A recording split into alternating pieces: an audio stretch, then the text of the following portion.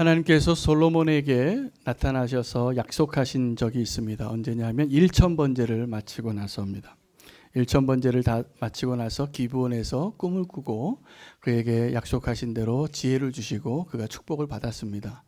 20년이 지나서 솔로몬에게 다시 한번 하나님이 나타나십니다. 그리고 약속을 하십니다. 그 약속의 내용은 네가 내 말대로 이 규례를 잘 지키면 내 아버지 다윗에게 주었던 그 축복대로 내가 축복을 하고, 약속을 지키지 않으면 그 모든 것을 취소해 버리겠다라는 내용입니다. 요약을 하면. 그리고 없었던 것처럼, 그리고 다 무너지는 성읍이 되게 하리라, 손가락질 당하게 되리라. 이것이 하나님이 다시 솔로몬에게 나타나셔서 하신 약속입니다. 여러분 혹시 하나님께 받은 약속이 있으십니까? 그 약속이 있다면 분명히 여러분을 하나님께서 축복하기 위한 하나님의 특별한 섭리가 분명할 것입니다. 여러분, 하나님께서 하나님의 사람들에게 어떻게 인도하셨냐 하면 약속을 통해서, 언약을 통해서 인도하신 것을 알게 됩니다.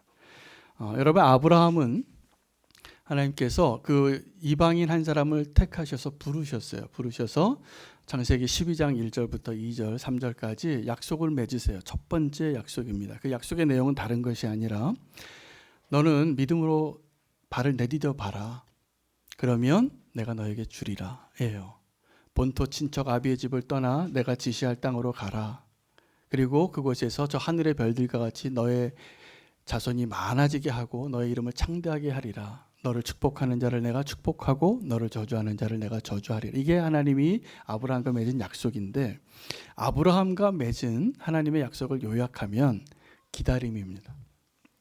이게 진짜 약속의 성격이기도 한데, 약속할 때 이런 거죠. 아직 주지 않았어요, 아브라함에게는. 그런데 아브라함에게 내가 주리라, 이걸 믿으라는 거예요. 근데 그 믿음을 갖게 하는데 평생이 걸렸습니다, 아브라함이. 그래서 아브라함을 하나님 어떻게 인도하셨냐면 약속하시고 아브라함이 믿음의 조상이 되도록 아브라함에게 준 선물이 딴 게 아니라 믿음이에요. 근데 그 아브라함에게 믿음을 주기 위해서 하나님은 기다리게 하신 거더라고요. 평생을 기다리게 해서 아브라함의 믿음의 사람이 됩니다. 그게 아브라함을 향한 언약의 내용입니다. 근데 다윗에게는 어떤 언약을 하셨냐 하면 내가 너와 함께하리라라는 약속이에요. 여러분, 다윗이 어떤 삶을 살았냐 하면 하나님의 마음에 합한 자로 살았습니다. 당연합니다. 제가 보니까 하나님이 그를 떠나지 않겠다고 약속했기 때문에요. 그는 항상 내 앞에 계신 주를 보았고 하나님이 내 우편에 계신 것을 느꼈습니다. 다윗은 그래서 하나님과 동행하는 삶을 살았던 거죠. 그 증거가 시편 16편 8절에 있습니다. 이렇게 다윗이 고백해요. 내가 여호와를 항상 내 앞에 모시며 그가 나의 오른쪽에 계심으로 내가 흔들리지 아니하리로다. 하나님은 다윗을 사랑하시고 택하신 게 분명하고, 다윗에게 하신 약속은 내가 너와 함께하리라, 흔들리지 마. 내가 너와 함께하리라, 두려워하지 마. 그래서 다윗은 이 골리앗을 향하여도 두렵지 않았고, 사울이 나를 아무리 괴롭혀도 그를 하나님의 기름 부은 자로 존중해 줄 수 있었고, 어떠한 환난과 고난이 와도 그 광야에서 주님을 바라보는 삶을 살았어요. 왜요? 하나님이 함께 하셨기 때문에요. 하나님이 다윗을 향한 약속은 내가 너와 함께 하리라요. 그리고 다윗은 그 약속을 지키고 하나님과 동행하는 그 은혜를 누렸던 삶을 살았던 것이 분명합니다. 그러면 솔로몬에게는 어떤 약속을 하셨냐 하면 하나님이 이렇게 약속하신 거예요. 네가 원하는 것을 내가 다 주었다. 이제 네가 이것을 잘 지키면 내가 너를 축복하고, 네가 이것을 지키지 않으면 이 준 것도 다 없어지겠다. 이 얘기예요. 솔로몬의 약속, 솔로몬과의 하나님과의 약속은 반쪽짜리더라고요. 조건이 있어요. 네가 이것을 지키면 다윗에게 약속했던 그 약속을 계속 너에게 이어서 줄 것이고, 네가 이 약속을 지키지 않으면 다 없어지고 하나도 주지 않았던 것과 똑같아지리라. 이게 솔로몬에게 하신 하나님의 약속의 내용이에요. 여러분, 어떤 약속 받기를 원하십니까? 아브라함에게 주신 약속처럼 아무것도 주지 않으시고 주겠다, 그렇게 약속하고 기다리길 원하십니까? 아니면 다윗처럼 내가 너와 함께 하리라, 그래서 함께 하시는 그 예수님과 그 하나님과 동행하느라고 다윗이 엄청난 고난의 삶을 살아요. 그래도 괜찮았어요. 왜요? 하나님 함께 하시는 그 약속을 지키셨기 때문에. 솔로몬에게는 어떤 약속을 하셨냐 하면 네가 원하는 것, 원하지 않은 것까지 내가 다 주겠다. 세상에서 가장 큰 영광을 누리고 권력을 가져보고 가장 큰 부를 누려본 사람이 되게 하겠다. 그런데 조건이 있다요. 네가 이것을 나와의 언약을 지키면 이 축복이 계속 유지가 되고 네가 나와의 언약을 지키지 않으면 취소하겠다는 거예요. 솔로몬이 이 약속을 잘 지켰을까요? 안 지켰을까요? 우리가 알고 있기로는 솔로몬이 그 약속을 잘 지킨 것 같지 않습니다. 그래서 나중에 허무한 인생을 살고 그 모든 부요함을 누려봤지만 하나님 앞에 그렇게 인정받는 삶의 열매를 갖지 못했습니다. 다 떠났던 것이죠. 하나님의 이 열왕기서 다음 주부터 이어질 말씀의 본문에는 솔로몬의 마음이 돌아선 것을 이제 알게 돼요. 그 약속을 지키지 못한 겁니다. 여러분, 우리는 어떤 약속을 원하냐 하면 하나님 나에게 일단 다 주세요. 그리고 약속을 지킬게요.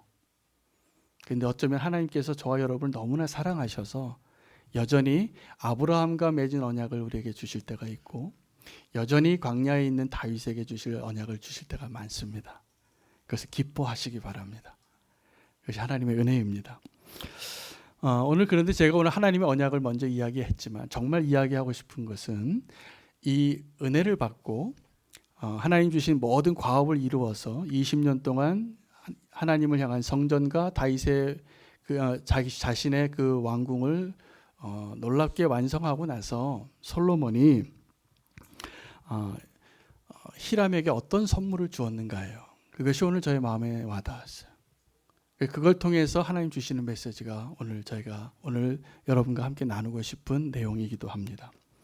20년 동안 성전을 건축하는데 사실은 솔로몬은 자기 힘으로 그것을 이룬 것이 별로 없었습니다. 하나님의 은혜였습니다. 아버지가 준비해 놓은 재료, 그리고 정말 성전에 필요한 백향목과 금과 모든 기술자까지 누가 공급해 줬냐면 두로왕 히람이 공급해 줬습니다. 여러분, 히람이 왜 이 일을 그렇게 도왔을까요? 왜 솔로몬을 이렇게 도왔을까요? 다윗 때문입니다. 다윗이 하나님의 사람인 것을 히람이 보았어요. 그래서 다윗과 그렇게 우위를 지키고 이방 왕이었지만 다윗을 돕고 싶었습니다. 어떤 마음이었을까 생각해 보니까 요나단의 마음하고 비슷했을 것 같아요. 요나단이 왜 다윗을 그렇게 자기 목숨보다 더 사랑했을까요? 다윗이 하나님의 사람이었기 때문이에요. 여러분, 하나님의 축복을 누리길 원한다면 가서 복권을 사지 마시고 하나님의 사람처럼 사십시오.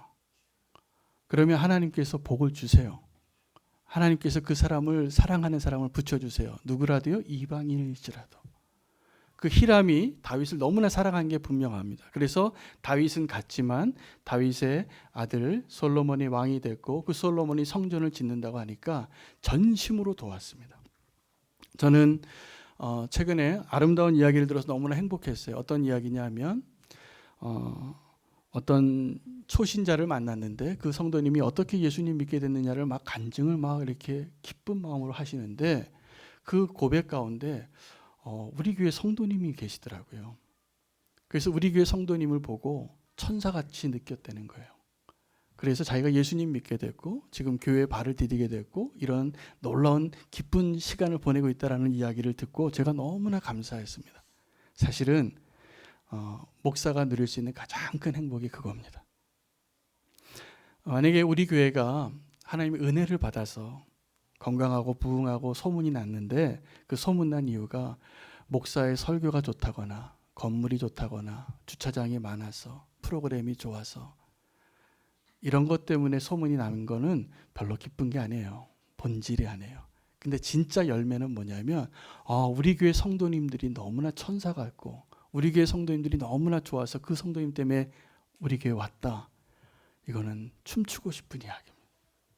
저는 우리 교회 성도님들이 모두 그런 은혜 가운데 누리실 수 있는 한 분 한 분 되시기를 축복하며 기도합니다. 그게 우리 모두의 자랑이 됐으면 좋겠습니다. 자, 그런데 이 히람은 그 다윗 때문에 그렇게 솔로몬을 도왔던 것이 분명하다는 거죠. 자, 그런데 이 솔로몬이 20년 지나서 히람에게 이렇게 은혜를 받고 선물을 줬는데 어떤 선물을 줬냐면 가불 땅을 주었습니다. 그러니까 가불 땅이 어디 있는가 지도를 찾아보니까 갈릴리 땅 중에서도 저기 구석에 산지에 있는 산골동짝이에요. 산골짜기에 있는 마을에 그 20개 마을을 줬다는 거예요. 여러분 우리는 갈릴리가 아주 익숙하죠. 예수님도 갈릴리 사람이었고 제자들도 갈릴리 어부고 예수님이 승천하셨을 때에도 갈릴리에서 승천하시고 갈릴리 어부들 노래도 있고 갈릴리 마을이라는 곳도 있습니다. 심지어 우리나라에. 자, 그런데 갈릴리는 어떤 것의 상징이냐면 촌동네의 상징이에요. 쓸모없는 땅이라는 거죠.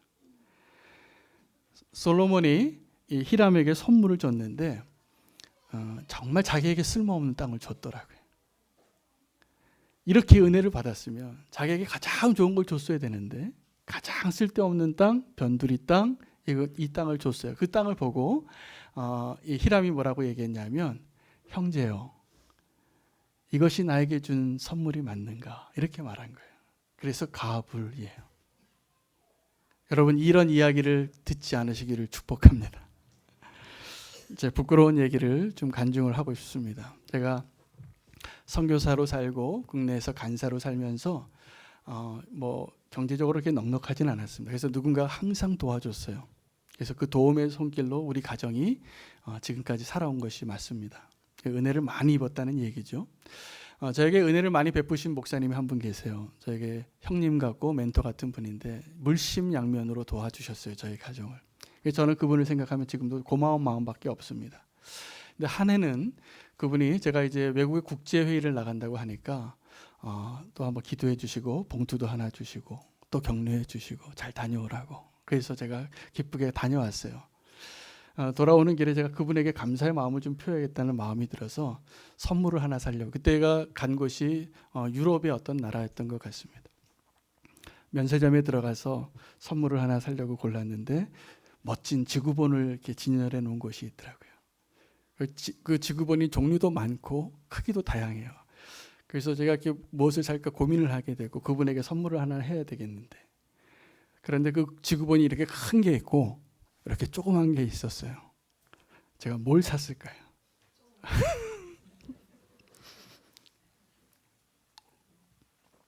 조그만 걸 샀습니다. 큰 걸 샀어야 됐는데 조그만 걸 샀어요. 제 마음에 내가 너무 가난하더라고요. 난 돈이 없잖아. 은혜를 받았는데도 제가 큰 걸 샀어야 되는데 조그만 걸 사가지고 왔어요. 그래서 돌아와서 그 목사님에게 연락을 했어요. 목사님 감사합니다. 제가 이렇게 해외 그 사역을 잘 하고 왔고 인사 좀 드리러 가겠습니다. 그리고 가서 그분에게 이런 내용을 다 보고 드리고 그 응접실에 앉아서 그 선물을 딱 꺼내놨어요. 포장이 되어 있는 선물이니까 이 목사님도 뭔가 기대를 하시더라고요. 뭔가 대단한 게 나올 줄 알고 딱 그 자리에서 같이 열어서 폈는데 애들 장난감 같은 이 지구본이 하나 나온 거예요. 제가 그 순간에 너무 창피했어요. 내가 왜 그랬을까? 내가 조금 더 큰 거 샀어야 되는데, 조금 더 값진 거 샀어야 되는데 이렇게 은혜를 받아놓고 내가 이거밖에 선물을 못하다니. 제가 그 부끄러운 마음을 지금도 기억하는 게 너무 창피했기 때문이에요. 그때 내가 조금 더 은혜를 받은 사람답게 은혜롭게 행동했어야 되는데 제 마음에 인색함이 있었더라고요. 부끄러웠습니다. 여러분, 오늘 이 솔로몬은 히람 왕에게 갈릴리 마을 20개를 줬는데 조그만 지구본 하나 사온 거랑 똑같은 행동을 한 거죠. 솔로몬이 모르긴 몰라도 엄청 부끄러웠을 겁니다. 저는 그 솔로몬의 심정이 이해가 되더라고요. 오늘 말씀 묵상하는데 내가 그랬었던 기억이 있는데, 여러분 근데 솔로몬은 그러면 안 됩니다. 왜냐하면 솔로몬은 은혜를 너무나 많이 받은 사람이거든요. 솔로몬이 그 가불 땅을 주는 것은 마땅하지 않아요. 은혜에 대한 배신이에요. 그래서 그 성경은 제가 보니까 오늘 이 솔로몬의 기록 가운데 이 가불 땅에 대한 이야기를 분명히 기록하고 우리에게 주는 메시지가 이겁니다. 이게 정상이 아닌 거죠. 원래는 은혜를 받았다면 은혜에 합당한 반응을 했어야 되는데 우리는 마음이 어떻게 되냐면 자꾸 인색해질 때가 많아요. 후회합니다. 나중에 부끄러워집니다. 여러분, 우리 가난한 사람들이 있습니다. 이 자리에도 우리가 다 빈부의 차이가 있는데 우리는 가난한 사람들이 어떤 마음으로 살아가는지를 좀 알아야 됩니다. 부끄럽습니다. 가난한 게. 제 얘기를 하나 더 이야기하면 저는 어렸을 때 저희 아버님이 피난민으로 오셔서 열심히 사셔서 제가 어렸을 때부터 기억은 부유하게 자란 기억이에요. 사실은 맨손으로 시작하셨는데 아버님이 근면하셨습니다. 그래서 좋은 학교 나오고 좋은 곳에 살고 아쉬움 없이 자라다가 제가 고등학교를 졸업할 때 아버님이 사업이 망하셨어요. 그래서 가난해진 거죠. 그래서 이사를 갔는데 그때 좋은 동네 살다가 조금 덜 좋은 동네로 갔는데 저는 그게 창피했어요. 그러다 아버지가 더 사업이 어려워져서 더 안 좋은 곳으로 갔는데 그 다음부터는 제가 고등학교 때까지 친구들하고 연락을 안 했어요. 왜요? 창피해서요. 나는 이전에 내가 잘 사는 집의 아들이라고 생각하고 자랐는데 이제 가난한 집의 아들이 된 게 창피한 거예요. 그게 부끄러웠어요. 철이 없었던 거죠. 그래서 지금은 그렇게 그때를 생각하면 지금도 그래서 그때 고등학교 이전의 친구들이 굉장히 친한 친구들이었는데 그냥 저는 소문에 들리는 친구가 돼버렸어요. 그 친구들한테. 그게 부끄러워서 제가 연을 끊고 살았기 때문에. 그런데 지금 생각해 보니까 여러분 가난한 게 부끄러운 게 아니에요. 인색한 게 부끄러운 거예요. 우리가 하나님 앞에 그 인색한 마음으로 살았던 오늘 이 솔로몬의 이야기를 우리에게 어떻게 전달해 주고 계시냐면 성경은 이렇게 기록합니다. 솔로몬은 이 히람 왕에게 가불 땅을 갈릴리 마을의 그 촌구석 마을 20개 마을을 줬는데 그 다음 줄이 뭐라고 기록이 되어 있냐면 히람 왕은 솔로몬에게 금 120달란트를 주었더라. 이게 무슨 얘기입니까? 어마어마하게 받은 거예요. 누구에게요? 히람에게. 누가요? 솔로몬이. 솔로몬은 이 가불 땅으로 보답하면 안 될 사람이었어요. 받은 은혜가 너무 많은 거죠. 이 세상에서 누구와도 비교할 수 없는 부와 권세와 명예와 장수를 다 받았는데 그 사람이 한 게 뭐냐면 가불 땅 준 거예요. 누구에게요? 은혜의 사람에게. 저는 그 부끄러운 솔로몬이 더 부끄러워진 것을 어떻게 성경이 기록하고 있는가를 알았는데 이렇게 열왕기상이 기록이 되어져 있는 어떤 역사적인 시점이 있을 텐데 뭐라고 기록하냐면 오늘까지 그 땅 이름이 가불 땅이더라. 이게 무슨 얘기인지 아십니까? 솔로몬의 이름이 가불인 거예요. 역사가 지나고 나서 솔로몬의 이름을 뭘로 기억하고 있냐면 저 사람 가불 같은 사람이야. 저 사람 히람에게 가불 땅 선물해 줬던 사람이야. 이렇게 기억했다라는 이야기를 남긴 거예요. 역사가. 솔로몬이 하나님의 놀라운 은혜를 다 받고 우리가 그렇게 부러워하는 부와 명예와 권세와 모든 걸 다 받은 사람이 마음의 인색함으로 부끄러운 자가 됐다는 것을 오늘 우리가 먼저 기억해야 됩니다. 여러분 솔로몬이 왜 이렇게 인색한 사람이 되었을까요? 성경에서 오늘 제가 그 답을 또 찾았습니다. 솔로몬이 왜 그렇게 인색한 사람이 되었을까? 그 다음에 오늘 본문의 열왕기상 9장 이후에 이야기들을 보면 솔로몬이 어마어마한 건축 사업을 계속 진행합니다. 그러니까 해야 될 일들이 너무나 많았던 거죠. 이렇게 기록합니다. 밀로를 건축하고 예루살렘을 건축하고 하소를 건축하고 무깃도를 건설하고 게셀을 건축하고 계속적으로 무언가를 추진해 나가고 일을 해 나갔던 거죠. 그리고 정말 나에게 소중한 정말 나에게 은혜를 베풀었던 사람을 잊어버린 사람이 된 거예요. 여러분 이건 불행한 일입니다. 우리가 오늘 이 말씀 앞에 서서 한번 멈춰 서시기를 바랍니다. 그래서 나에게 정말 소중한 사람이 누구이고 나에게 정말 은혜를 베푼 사람이 누구인가를 기억하시고 찾아가십시오. 그리고 내가 그 사람에게 해준 게 아마 어쩌면 가불 땅 정도 주고 만 것으로 나는 도리를 다했다라고 생각한 경우가 많이 있을 겁니다. 우리가 오늘 이 말씀을 통해서 회복해야 될 영역이 이겁니다. 감사하는 사람이 되어야 한다는 것이죠. 여러분 다음 주는 추수감사절인데요. 추수감사절 메시지를 오늘 전해야 되겠더라고요. 오늘 감사하십시오. 하나님 앞에 내가 할 수 있는 최선의 것으로 감사하십시오. 우리는 하나님 앞에서도 얼마나 인색한지 몰라요. 헌금할 때만 되면 손이 떨려요. 그리고 이렇게 인색해져요. 큰 지구본 살려고 하다가 작은 지구본 살 때가 너무나 많아요. 솔로몬이 히람에게 이 가볼 땅 주고 됐다라고 생각한 게 나중에 제가 보니까 굉장히 후회할 일이 분명해요. 감사에 대한 이야기 가운데 예수님께서 하신 말씀이 있는데 10명의 문둥병자가 나음을 받았습니다. 나병 환자가. 그런데 다 기쁘게 가서 제사장에게 보이라라고 말씀을 듣고 가니까 나았거든요. 나았는데 몇 명만 돌아와서 예수님께 감사를 했습니까? 네, 한 명입니다. 이 이야기의 요점은 이겁니다. 감사하는 사람이 이 정도밖에 안 된다는 거죠. 우리는 하나님께 받은 게 너무나 많은데 감사할 줄 몰라요. 하나님께 감사하지. 사실은 제가 보기에 좀 받은 게 별로 없는 것 같은 사람이 더 감사하더라고요.